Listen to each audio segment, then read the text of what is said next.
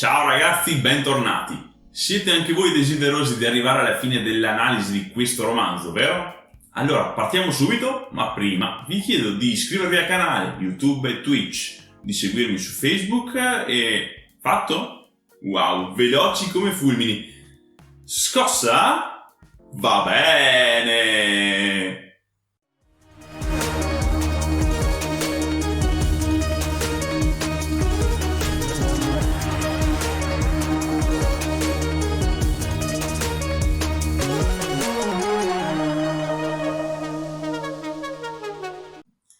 Eccolo qua, il tiranno Yagut, tornato in piedi grazie alla magia dell'Amtos Fellak.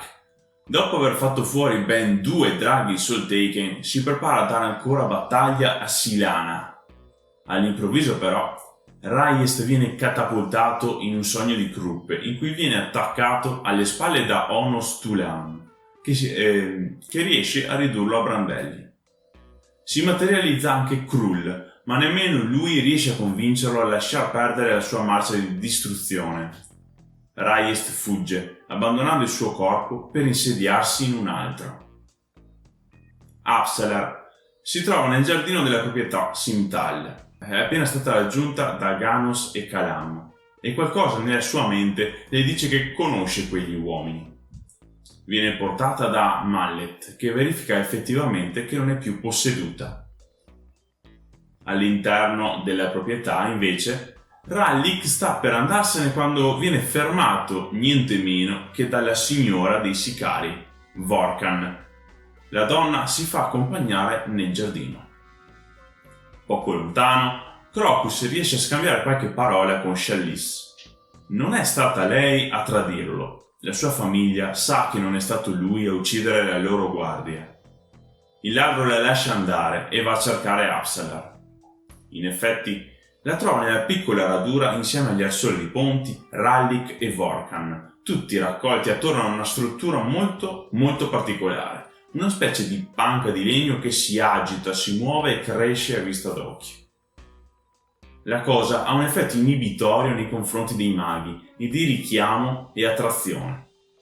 Per Rallik invece ha l'effetto opposto, lo Tatarai che pervade il suo corpo ne attutisce la crescita.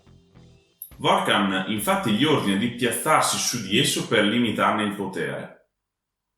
Kalam riesce finalmente a presentare la sua offerta. Se ucciderà tutti i maghi della Cabala, avrà accesso al titolo di Pugno di Darushistan, città dell'impero. La signora accetta, si occuperà personalmente della faccenda. Rallik rimane solo e nota Crocus tra gli arbusti. Il ladro ha ascoltato tutta la conversazione. Il sicario gli chiede di avvertire Baruch e Mammoth del pericolo che corrono. Così Crocus scopre che lo zio è un mago e che Rallik è ancora fedele all'alchimista.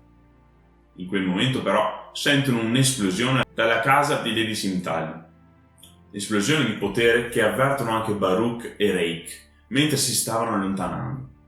Il Tistandi chiede al mago di liberare le strade gremite di gente, mentre lui si dirige al campanile di Krull come punto d'osservazione. Nel giardino c'è il caos più totale. Il tiranno ha preso possesso di Mammoth, lanciando onde di energia letale in tutte le direzioni. Molti invitati muoiono. Whisky Jack viene gravemente ferito alla gamba dal crollo di una colonna. Paran riesce a frapporre la sua spada fra sé e un'onda distruttiva, e questo gesto gli salva la vita, ma allo stesso tempo lo trascina in un altro regno. A questo punto il capitano si ritrova in un canale piuttosto strano. Da una parte un lago da cui emerge una casa, dall'altra un combattimento. Onos Tulan sta affrontando il Finnest, un corpo di legno di quercia dalle sembianze di Agut. Quest'ultimo vuole distruggere la Zat, ovvero la casa nel lago. Tul chiede aiuto a Ganos. Bisogna difendere la Zat affinché cresca e si nutra del potere del Finnest. Paran allora affronta la creatura, ma subito la volontà del Finnest lo prevarica, fino a quando, dalla profondità dell'anima di Ganos, si risveglia il sangue dei segugi dell'ombra. I mastini attaccano la bestia fino a renderla inoffensiva. Ora la Zat può prenderla. Diverse radici infatti emergono dal terreno, la risucchiano e la fanno svanire. Paran viene catapultato nel bel mezzo della festa. Derudan e poi Ben scatenano i loro canali contro Mammoth, riuscendo a tenerlo a bada. Poi arriva Edge, che da buon zappatore scaglia contro il tiranno una granata morante. Devastazione, fumo, polvere. Il tiranno sembra sconfitto, ma a guardar bene, sul fondo della buca, qualcosa dalle umane sembianze ancora si muove. La nuova casa Zat, la strana casa di legno in continua crescita, manda fino al tiranno le sue radici serpeggianti, stringendolo e portandolo via con sé.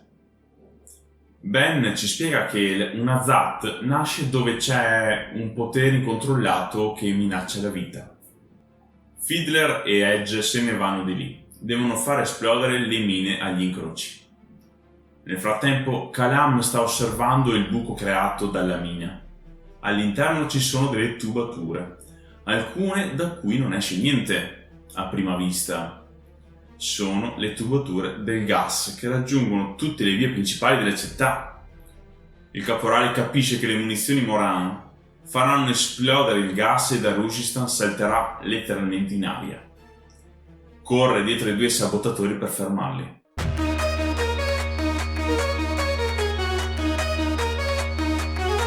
Partiamo con i dettagli? Eh sì, perché nello scorso video abbiamo accennato al messaggero di Or, partito al galoppo verso Pale. Beh, non ci arriverà mai perché Reyes lo fa fuori in un batter di ciglia. Poveretto. Anche il ponte fa una brutta fine. E questo particolare verrà ripescato all'inizio di Memorie di Ghiaccio. Krull tenta di rabbonire il tiranno, gli dà la possibilità di andare nei regni del caos, piuttosto che fare una bruttissima fine a causa di Dranipur. Poi lo ragguaglia con questa frase: in quest'era persino un mortale può ucciderti. Il flusso dell'asservimento si è invertito. Ora siamo noi dei a essere schiavi e i mortali i nostri padroni, anche se loro non lo sanno. Una frase che si ricollega strettamente all'altra di Krull. In una delle sue prime apparizioni.